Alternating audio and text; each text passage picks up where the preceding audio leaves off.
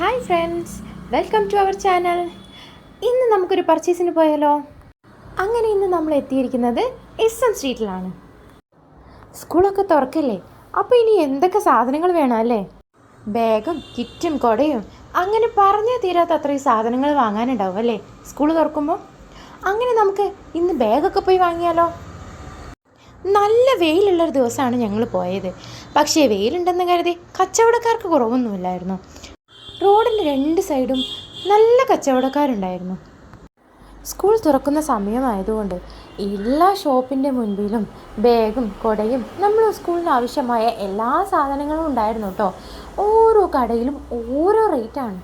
എവിടെ നിന്ന് വാങ്ങണം, എങ്ങനെ വാങ്ങണം എന്നൊക്കെ ആയിരിക്കും പലരും ചിന്തിക്കുന്നത്. ഒരു സ്ഥലത്തുനിന്ന് വാങ്ങി അടുത്ത സ്ഥലത്തെത്തുമ്പോഴാണ് അയ്യോ, നമ്മൾ അവിടുന്ന് വാങ്ങിയാൽ മതിയായിരുന്നു എന്ന് വിചാരിക്കുന്നത്. ചിലരെങ്കിലും അങ്ങനെ വിചാരിച്ചിട്ടുണ്ടാവില്ലേ? അങ്ങനെ വെയിലൊക്കെ കൊണ്ട് പർച്ചേസ് ചെയ്ത് വരുമ്പോൾ ഒരു മിൽക്ക് സർബത്ത് കുടിക്കുന്നത് ഒരാശ്വാസമാണല്ലേ. അങ്ങനെ സർബത്ത് കുടിക്കാൻ കടയുടെ അടുത്തെത്തിയപ്പോൾ നല്ല തിരക്ക്. കുറച്ച് നേരം എടുത്തിട്ടോ സർബത്ത് കിട്ടാൻ. അങ്ങനെ ഷോപ്പിംഗ് ഒക്കെ കഴിഞ്ഞ് ഞങ്ങൾ വീട്ടിലേക്ക് പോയി. അടുത്ത വീഡിയോയിൽ കാണാം. ബായ്.